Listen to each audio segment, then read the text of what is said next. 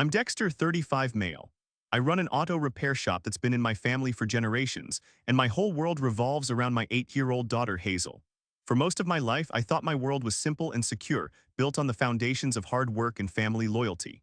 This is the story of how I discovered that foundation was a lie, and how the people I should have trusted most were secretly plotting to tear it all down for a life insurance payout. Before this story unfolds, I'd love to connect with you. Please let me know in the comments where you're watching from and what time it is in your corner of the world. It's amazing to see how far these stories can travel. Life for me had a certain rhythm, a comforting predictability that revolved around the smell of motor oil and the sound of a well-tuned engine. My world was Callaway Auto Repair, a three-bay garage on Maple Street that my grandfather founded back in 1962. It wasn't just a business, it was a legacy built on honest work and fair prices. I'd taken the reins 5 years ago after Grandpa passed, and I ran it the same way he did. In a world of corporate chains trying to upsell you on services you didn't need, my shop was a relic, a place where a handshake still meant something. I lived in the small apartment upstairs, meaning my morning commute was a short walk down a flight of stairs, a routine that felt as ingrained in me as breathing. The true center of my universe, however, was my daughter, Hazel. At 8 years old, she had the curiosity of an engineer and a heart full of kindness. We shared custody with her mom, Bethany, and my days with Hazel were the best days. She'd sit in the passenger seat of my old pickup truck on the way to school, explaining the intricate social dynamics of the third grade or asking me questions about the universe that I'd have to look up later. "Dad, if a car runs on gasoline, what does a person run on?" she asked once. "Love and chocolate chip pancakes," I'd told her, an answer she seemed to find perfectly acceptable. My relationship with Bethany was another pillar of my stable life. We divorced 2 years prior, not out of animosity, but with the quiet, sad acknowledgement that we had become better co-parents than partners. She was a dedicated nurse, working long, grueling shifts at the local hospital, and I was, in many ways, married to the shop. Our lives ran on different tracks, and we'd finally decided to stop pretending otherwise. The divorce was amicable, and we'd settled into a friendship that was warmer and more genuine than the last few years of our marriage had been. We were a team, united in our love for Hazel, and that was enough. The one area of my life that felt complicated was my family. Every Sunday, we'd gather at my parents' house for dinner. It was a mandatory tradition upheld by my mother, Dorothy, with an almost religious fervor. My mom had been a bank teller for 30 years, a job that seemed to have instilled in her a deep and abiding obsession with money, not just having it, but counting it, tracking it, and worrying about it. Since retiring, she developed a secret passion for online gambling, a fact I stumbled upon when she asked me to fix her slow laptop. The browser history told a story of thousands of dollars funneled into poker and slot machine websites, a stark contrast to the pious, family-first image she projected. Then there was my older brother, Preston. 3 years my senior, Preston was the family's designated success story, a real estate agent with a dazzling smile that never quite hid the calculation in his eyes. He lived a life financed by debt, driving leased luxury cars and wearing suits he couldn't afford to impress clients who rarely materialized. He spoke in a language of commissions and closing costs, but a little digging revealed he was barely staying afloat, his ambition far outstripping his actual success. My younger sister Francine was the artist of the family. She was talented, creating beautiful sweeping landscapes on canvas, but her passion had never translated into a stable income. She lived in a small studio apartment, perpetually one late payment away from eviction, funding her artistic dreams with a mountain of credit card debt. Any conversation about money would trigger a nervous, high-pitched laugh as she'd promised that her next big sale was just around the corner. It never was. The quiet anchor in this sea of financial anxiety was my father, Vernon. A plumber by trade, Dad was a man of few words and profound integrity. He could fix any leak and solve any practical problem, but he remained a silent observer during our tense family dinners. He'd watch his wife and children with a weary sadness in his eyes but rarely intervened.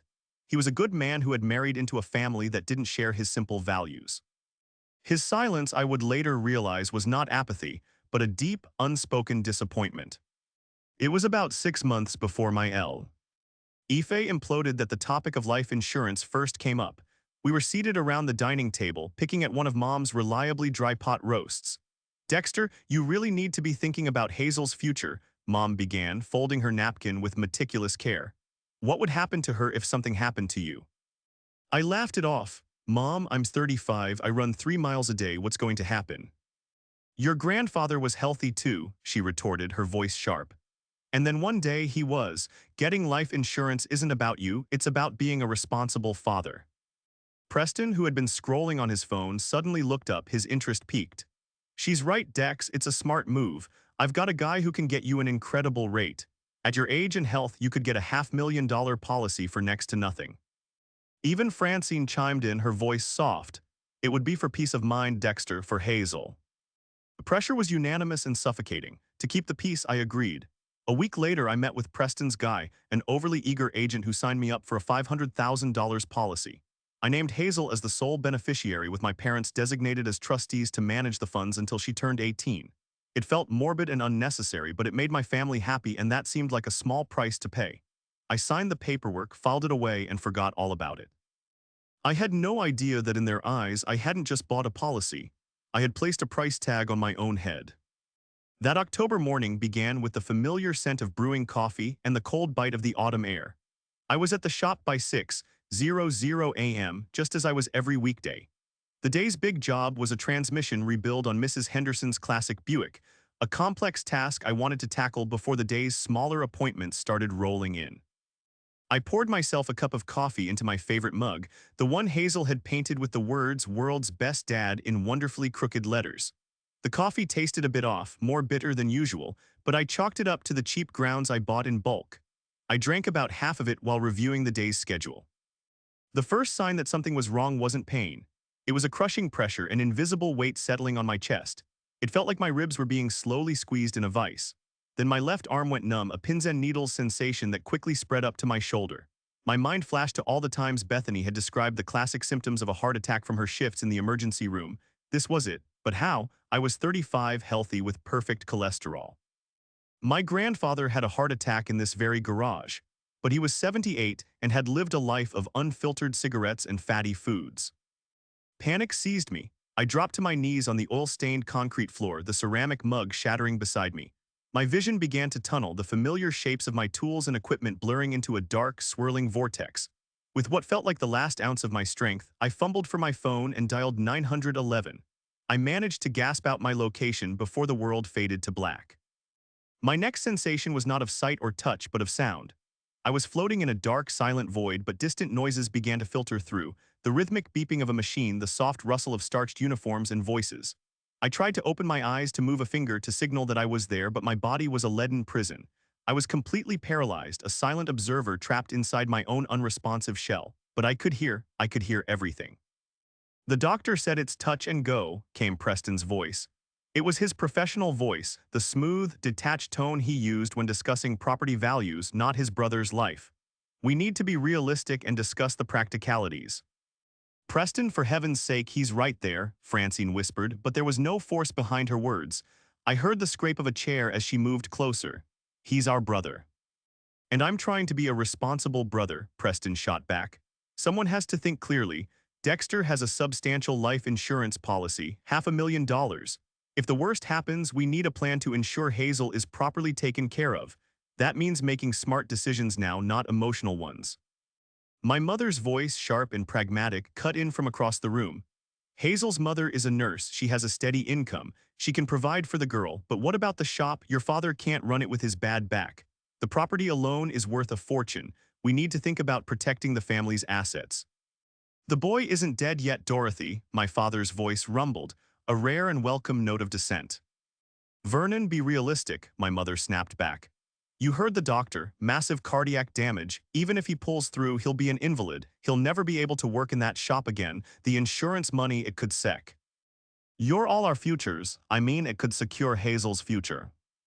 I wanted to scream, to roar with a rage that was physically impossible. My savings account for Hazel's college was already well funded, a fact they all knew. This wasn't about Hazel, it was about them. Then I heard footsteps approach the bed, and Preston's voice dropped to a conspiratorial whisper, clearly addressing a doctor. "Look, Doc, between us, he's going to die anyway, right? The brain scans show minimal activity. Isn't this just prolonging the inevitable? It seems cruel to put the family through this." The doctor's reply was cold and clipped. "Mr. Calloway is in critical but stable condition. His brain activity, while reduced, is present. We do not cease medical care based on a family's financial convenience. The insurance company will be notified if and when it's appropriate." The doctor left, but my family remained, a pack of vultures circling. For the next 2 days, I was their unwilling audience as they dismantled my life. Francine read the fine print of my insurance policy from her phone. It says here that for permanent disability, the payout is only 60%, but for death, it's the full amount. That's a $200,000 difference, Preston calculated instantly. That changes the financial picture significantly. My mother, ever the bookkeeper, began making an inventory of my assets from memory. His specialty tools are worth at least $30,000. The diagnostic equipment maybe another 20. Preston, what do you think the property itself would go for? Maple Street is being gentrified, he mused. Commercial lot like that, we could probably get 400,000, maybe more if we're patient. Does an 8-year-old girl really need all of her father's tools? My mother asked. We could sell them and put the money in her trust fund. Or use some of it to pay down debts, Francine added quietly, to ensure we're financially stable enough to care for her, of course. My father's voice would occasionally cut through their ghoulish planning. You should all be ashamed of yourselves. But they would dismiss him as being too soft, too emotional. A few times I felt his rough, calloused hand gently squeeze mine. Fight, son, he'd whisper when the others were out of the room. Don't you listen to them, you just fight. The only moments of relief came when Bethany and Hazel visited. Bethany would hold my hand and talk to me about the garage, about Mrs. Henderson calling for the third time about her Buick. Hazel would climb carefully onto the edge of the bed and tell me about her day. Daddy, I got an A on my science test, her small voice chirped, a melody in the cacophony of greed. It was about the heart. I knew all the parts because you showed me how pumps work on an engine. Please wake up, Daddy. Her words were the fuel I needed. I wasn't just fighting for myself. I was fighting to get back to her. On the 5th day, I clawed my way back to consciousness. It felt like swimming up through a thick, heavy tar, an exhausting battle against the darkness that had held me captive. With a monumental effort, I managed to flutter my eyelids open. The harsh fluorescent lights of the ICU stabbed at my eyes, but I forced them to focus.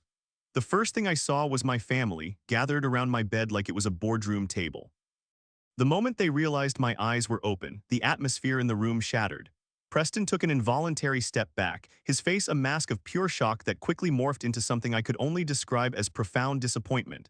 Francine gasped and dropped her phone, its screen cracking on the linoleum floor. My mother clutched at her chest, a theatrical gesture of a relieved matriarch that didn't fool me for a second. Only Bethany and Hazel reacted with genuine joy. Dexter, Bethany rushed to my side, her cool hand gripping mine. Hazel, a blur of motion, scrambled onto the bed, ignoring a nurse's gentle protest. She wrapped her small arms around my neck, careful to avoid the IV lines, her face buried in my shoulder. Daddy, you're awake. My throat was raw, and my voice was a dry, raspy whisper, but I summoned every ounce of strength I had to form the words. I looked at Preston, then Francine, then let my gaze settle on my mother. I heard everything. The effect was instantaneous. A dead, chilling silence fell over the room. The color drained from Preston's face, leaving his salesman's tan looking like a cheap, painted-on facade. My mother suddenly found the floor tiles intensely fascinating, refusing to meet my eyes. Francine's mouth opened and closed, but no sound came out. Every single word. You were in a coma, Dexter, Preston said, his voice an octave higher than usual. The doctor said you wouldn't be aware, you were probably dreaming. The doctors were wrong, I rasped, my voice gaining a little strength. $500,000, is that all I'm worth to you? I looked directly at my mother, who flinched as if I'd struck her. My father, who had been sitting quietly in the corner, rose to his feet. It was the most commanding I had seen him in years. I told you, he said, his voice low and trembling with fury. I told all of you to shut your mouths. I told you he could hear. Vernon, we were just worried, my mother began, but he cut her off with a sharp wave of his hand. You were vultures picking over a corpse before it was even cold, he said, his disgust palpable. I've been your husband for 40 years, Dorothy, and I have never been more ashamed. The weeks that followed were a grueling ordeal. Recovery was a slow, painful journey of relearning how to use my own body. Physical therapy sessions left me exhausted and frustrated as I struggled to walk, to build back the muscle that had withered away. The shop remained closed, a silent testament to the life that had been so abruptly stolen from me. But as my physical strength returned, a cold, hard suspicion began to crystallize in my mind. This shouldn't have happened. A man my age in my physical condition doesn't just suffer a massive, inexplicable heart attack. During a follow-up appointment, I confronted Dr. Rothschild. "Doc, something isn't right about this," I said, sitting across from him in his office. He pulled up my test results on his monitor. "Dexter, your arteries are perfectly clear. Your cholesterol is low. There's no family history of early cardiac events.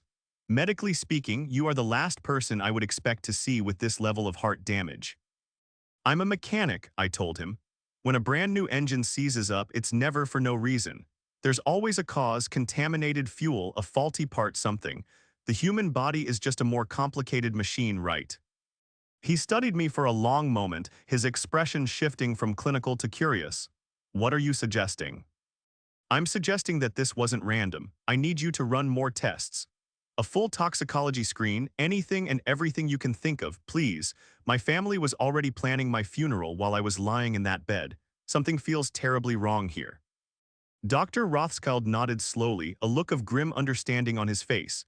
He agreed to order an expanded series of blood panels, sending them to a specialized lab. "We'll check for everything under the sun," he promised. "But I have to caution you, we may not find anything. Sometimes the body is just a mystery." But I knew better. This wasn't a mystery. This was a crime. And as I started to put the pieces together, the bitter coffee, my family's urgent need for money, their chillingly practical discussions in my hospital room, I realized that the people I needed to investigate were the ones who shared my last name. The question was no longer if someone had tried to kill me, but which one of them had held the poison. With my body slowly mending, I dedicated my mind to uncovering the truth. I began to operate like a detective in my own life, viewing every family interaction through a new lens of suspicion. I started with their motives, which were all depressingly similar: desperation. I hired a private investigator, a former cop with tired eyes and a relentless attitude, to do a deep financial dive on my family. The results were worse than I had imagined. Preston's image as a high-flying real estate mogul was a complete fabrication. He was months behind on the lease for his luxury car, and his condo association was about to begin foreclosure proceedings. He was drowning in debt, and the big deals he was always about to close never seemed to materialize. He wasn't just struggling, he was on the verge of total financial collapse. Francine's situation was just as dire. The Pi's report detailed nearly $30,000 in credit card debt spread across a dozen cards. She was living far beyond her means, chasing an artistic dream that paid her barely enough for paint and canvases. The gallery shows she boasted about were fantasies. In reality, she was selling her beautiful paintings for pocket change at weekend street fairs. Her life was a performance, and the stage was about to be taken away. The most shocking revelation was about my mother. My father, racked with guilt over his long-standing silence, finally came to me with a stack of bank statements he'd found hidden in her closet. Over the past 2 years, Dorothy had drained over $20,000 from their retirement savings. The statements showed a steady stream of payments to offshore online gambling sites. She had a severe addiction and was chasing her losses with a terrifying recklessness. The family's matriarch, the one who preached fiscal responsibility, was a secret gambling addict who had squandered her and my father's life savings. Motive was established. All three of them were desperate for a cash infusion, and my $500,000 life insurance policy would have been a lifeline. Next, I focused on opportunity. I went back to the Hop, which had been sealed off by the police after my initial report. I looked at the security camera footage from the day before my collapse and found that the recording mysteriously cut off at 7 p.m. the previous evening. When I checked the camera itself, I found the cable had been snipped with a pair of wire cutters, cutters that came from my own toolbox inside the shop. Whoever did it had a key. Only family members had keys. My parents, Preston, and one I'd given Francine years ago for emergencies. They all knew my routine. They knew I arrived at 6 a.m. every day and that the first thing I did was make coffee. They knew I'd be alone for at least an hour. Then I remembered my coffee mug, the one Hazel had painted for me. It had shattered on the floor when I collapsed. Yet when the paramedics arrived, the scene photos showed the floor had been swept clean of any ceramic shards, and the rest of the coffee in the pot had been poured down the drain. The crime scene had been sanitized. Who would do that? An EMT trying to clear a path, or someone trying to destroy evidence? My mug, which I never washed until the end of the day, should have been sitting on my workbench, half full of bitter, poisoned coffee. Its absence was a screaming clue. I took everything I had, the financial reports, the evidence of the disabled camera, the story of the cleaned-up coffee pot, to the police. I was assigned to Detective Rita Hawthorne, a sharp, no-nonsense woman whose gaze seemed to penetrate right through you. She listened patiently, taking meticulous notes, her expression unreadable. So the suspect list is your brother, your sister, and your mother, she summarized, her tone flat. They all had motive, means, and opportunity. I nodded, the words tasting like ash in my mouth. That's about the size of it. And they all knew your routine, she pressed. Like clockworks, I confirmed, I'm a man of habits. Detective Hawthorne tapped her pen on her notepad. The problem, Mr. Calloway, is that while this is all highly suspicious, it's circumstantial. Preston could say he was checking on inventory. Francine could have a reason for needing antifreeze for her car. Your mother could claim she was researching medical conditions out of concern for you. Without direct evidence linking one of them to the act of poisoning you, I can't make an arrest. We need more than a strong suspicion. We need proof. Her words were a blow, but she was right. They could all deny it, and it would be their word against my suspicions. They might have worked together, or it could have been just one of them. I needed something to break the stalemate, something to force the guilty party to reveal themselves. As I left the police station, a cold, hard resolve settled over me. If the police couldn't find the proof, I would have to create a situation where the poisoner would deliver it themselves. 2 months to the day after I collapsed on my garage floor, my phone rang. It was Dr. Rothschild. His voice was different from our previous conversations. It was tight, urgent, and stripped of all clinical detachment. Dexter, I need you to come to my office. Not tomorrow, not this afternoon. Now. An hour later, I was sitting across from him, a series of lab reports spread between us like a losing hand of cards. He tapped a finger on a line of text highlighted in bright yellow. We found it, he said, his voice low. Your blood contained trace amounts of ethylene glycol. It's the primary ingredient in antifreeze. My own blood ran cold. The word hung in the air, heavy and ugly, antifreeze. But that's not all, he continued, pushing another sheet of paper toward me. We also found traces of a substance called digdixin. It's a cardiac glycoside, an old heart medication that hasn't been widely prescribed in this country for over a decade. It works by disrupting the electrical impulses in the heart. In a healthy person, a carefully measured dose would induce a massive heart attack that would look, for all intents and purposes, completely natural. The room seemed to tilt on its axis. It was all there in black and white. This wasn't a random act of violence. It was a sophisticated, calculated attempt at murder. Whoever did this knew what they were doing, Dr. Rothschild said, his eyes filled with a grim sympathy. The dosage was precise, too much and it would have been obvious to the toxicologists in the ER, too little and it wouldn't have worked. This was planned by someone with access to your daily life and some knowledge of chemistry or medicine. He took a deep breath. I've already forwarded these results to Detective Hawthorne. Dexter, there is now no doubt someone tried to murder you. I walked out of his office with the world swimming before my eyes. The confirmation was both terrifying and validating. I wasn't crazy. My suspicions weren't the paranoid ramblings of a trauma victim. They were real. I met with Detective Hawthorne that afternoon, and she had the lab reports on her desk. This changes everything, she said, her professional demeanor barely masking her own shock. This moves it from a suspicious incident to a full-blown attempted murder investigation. The police re-interviewed my family members, this time with the weight of the toxicology report behind them. Their reactions were telling. Preston lawyered up immediately, refusing to answer any questions without his attorney present. Francine became hysterical, claiming she had bought antifreeze for her car months ago and had no idea how it could have gotten into my system. My mother put on a masterful performance of a heartbroken matriarch, weeping as she wondered who could do such a horrible thing to her son. They were all sticking to their stories, a united front of denial. As Detective Hawthorne had predicted, without a witness or a confession, it was impossible to prove who had administered the poison. It could have been any one of them, or it could have been all three of them working in concert. We're stuck, Dexter, Hawthorne admitted to me over the phone a week later. They're not cracking. Unless one of them makes a mistake, our hands are tied. That's when I knew I couldn't wait for them to make a mistake. I had to force one. A plan began to form in my mind, a risky and emotionally draining gambit, but the only one I could think of that might work. I had to set a trap, and the bait had to be the one thing they all craved more than anything: money. I called my mother and announced that I was feeling much better and that I thought it was time to reinstate the tradition of Sunday dinner. She was thrilled, seeing it as a sign of forgiveness and a return to normalcy. I told her I had an important announcement to make about my future and that I wanted the whole family there. Before that Sunday, I made some preparations. I invested in a state-of-the-art security system for the shop, with tiny, high-definition cameras covering every angle of my office and the main garage, all feeding directly to a secure cloud server. The trap was ready. All I had to do was wait for the rats to scurry out of the woodwork. When I walked into my parents' house that Sunday, the air was thick with a false sense of cheer. Everyone was overly solicitous, asking about my health, offering me the most comfortable chair. It was a nauseating performance. We sat down to dinner, and I let the small talk run its course before I cleared my throat and made my announcement. I've been doing a lot of thinking since I got out of the hospital, I began, making sure to look each of them in the eye. About what's really important: family, priorities, my legacy. Preston put down his phone, giving me his full attention for the first time all evening. Francine and my mother lined in, their faces etched with anticipation. The heart attack was a wake-up call, I continued, my voice steady. And I've decided to make a major change to my estate plans. I'm changing the beneficiary of my life insurance policy. I paused for dramatic effect. I'm leaving the entire $500,000 to the American Heart Association.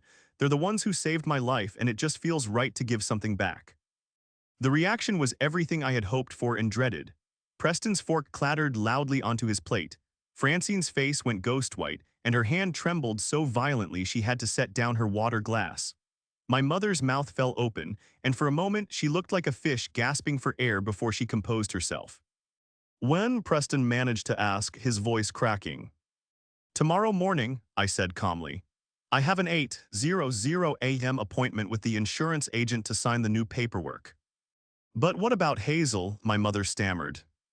"Hazel will be fine," I said, letting a sharp edge creep into my tone. "I'm setting up a separate trust for her from my personal savings. She doesn't need blood money."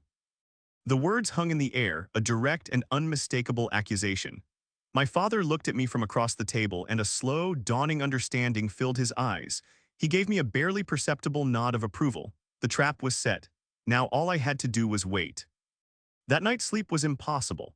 I sat in my apartment above the shop, staring at the live feed from the new security cameras on my laptop. The hours ticked by, each one stretching into an eternity of silence and stillness. The garage below was bathed in the eerie glow of the emergency exit signs. 11 p.m. midnight. 1 a.m. doubt began to creep in. Maybe I had been wrong. Maybe my plan was too theatrical, too obvious. Maybe they would just accept the loss and move on. Then at 2:17 a.m. a shadow moved outside the shop's side door. I watched, my heart hammering against my ribs as a key slid into the lock. The door opened and a figure slipped inside. It was Preston. He moved with a quiet, practiced confidence, as if he'd been there 100 times in the dead of night. He didn't wander or search. He walked directly to my office, to the small counter where I kept my coffee maker. The high-definition camera captured every detail with chilling clarity. He pulled a small, clear vial from his jacket pocket. Unscrewing the cap, he carefully poured its contents into the coffee filter basket, mixing the clear liquid into the dry grounds with the tip of his finger. He then slid the basket back into the machine, reset the timer, and wiped the counter with his sleeve, leaving no trace. He had just set my morning coffee to be my last. It was a repeat performance. My hands were shaking as I dialed 911, my voice a strained whisper as I told the dispatcher that an intruder was in my shop and that police units, who I'd put on standby with Detective Hawthorne, needed to move in immediately. Preston was just locking the side door behind him when the squad cars screeched to a halt, their flashing blue and red lights painting the dark street in chaotic strokes. He froze like a deer in the headlights. Officers swarmed him, and he didn't even try to run. He knew he was caught. I met Detective Hawthorne at the station a few hours later. She looked exhausted but triumphant. "He confessed," she said, leading me into an empty interview room. "The moment we showed him the video, he broke down completely. We have it all, Dexter." But the story he told was even more twisted than I had imagined. It wasn't just him. It was a family affair. It was Mom's idea from the beginning, he had screamed during his confession, a recording of which Hawthorne played for me. His voice was raw with fury and betrayal.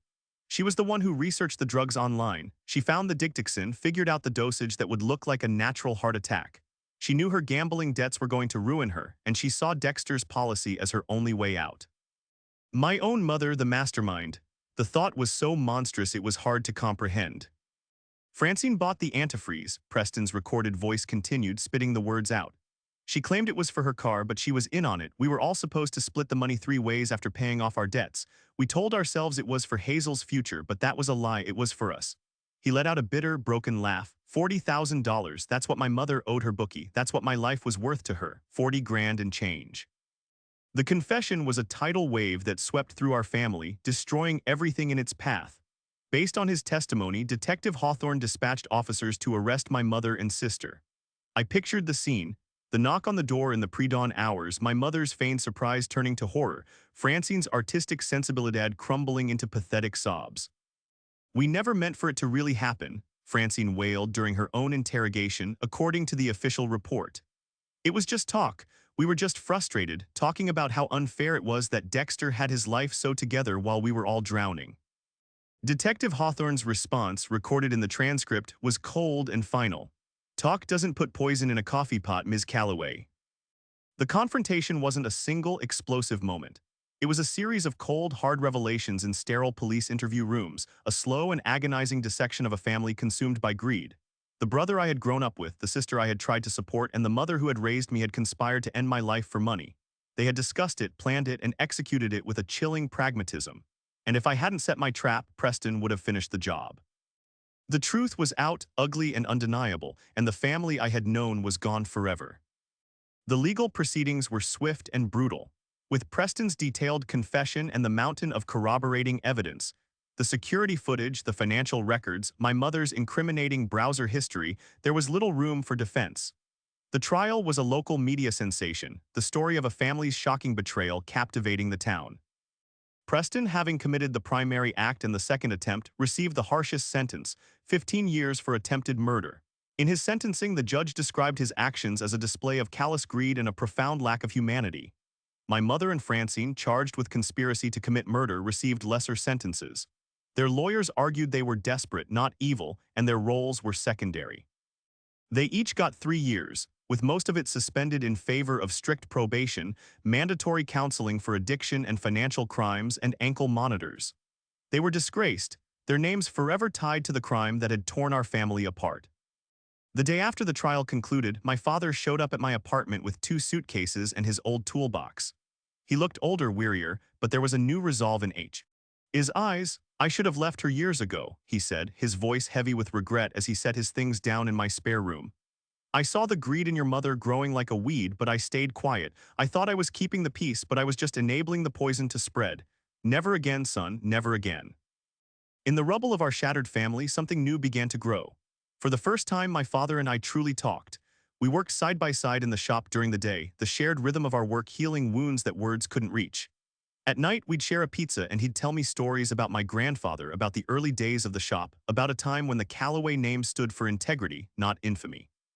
"Your grandpa used to say that family isn't about who you share blood with," Dad told me one evening. "It's about who shows up with jumper cables in the middle of a snowstorm." He was right. The people who had shown up for me were Bethany and Hazel. My relationship with Bethany transformed into a partnership deeper and more meaningful than our marriage had ever been. She had been the one who pushed the doctors to look for answers, trusting her intuition that something was terribly wrong. "I know you," she told me one day. "Healthy 35-year-old men who run every other day don't just drop dead from a heart attack." I wasn't going to let them write it off as a fluke. Our new family unit found its own rhythm. Sunday dinners were now at my place. Dad would cook his famous chili, Bethany would bring dessert, and Hazel would meticulously set the table. There was laughter, warmth, and a sense of safety that had been absent from my mother's dinner table for years. We never spoke of money or insurance. We spoke of school projects, funny customers at the shop, and plans for the future. Hazel, in her infinite 8-year-old wisdom, seemed to understand it all better than any of the adults. A few days after the arrests, she found me sitting alone in the dark garage, trying to process the enormity of the betrayal. She climbed into my lap and wrapped her arms around my neck. "Daddy," she said softly, "Grandma and Uncle Preston and Aunt Francine made a very bad choice. I think they forgot that people are more important than paper with numbers on it." She looked me right in the eye. "You taught me that. Remember when you fixed Mrs. Chen's car for free because her husband was sick? You said helping people is the most important thing." "I remember, Daddy." I did keep the life insurance policy, but I had my lawyer redraft it completely. Hazel remained the beneficiary, but my father and Bethany were named as the trustees. We also added what my lawyer jokingly called the anti-murder clause, a legally binding stipulation that if my death were ever deemed suspicious, the entire payout would be frozen and donated to charity until a full police investigation cleared every family member of involvement. When I finally reopened Calloway Auto Repair, the community rallied around me. Mrs. Henderson told everyone in town how I'd kept my promise to fix her Buick, even after everything I'd been through. My business didn't just recover, it doubled. People, it turned out, wanted to support the guy who chose integrity when his own family chose greed. The scars of what happened will never fully fade. Some nights I still wake up with a phantom pressure on my chest, the memory of those moments of paralysis and helplessness still vivid. The betrayal killed my naive belief in the unconditional love of family, but it also gave me a priceless gift, clarity. It taught me to see the profound difference between relatives and family. Relatives are the people you're born to, family is the people who would save your life, not sell it. My heart, though scarred, beats stronger than ever. Every morning when I drop Hazel off at school and she yells, "Love you, Dad," from the playground, I know exactly what I'm living for. It wasn't a miracle that saved me. It was a second chance, a chance to build a new life surrounded only by those who value my heart, not the price tag someone else put on it.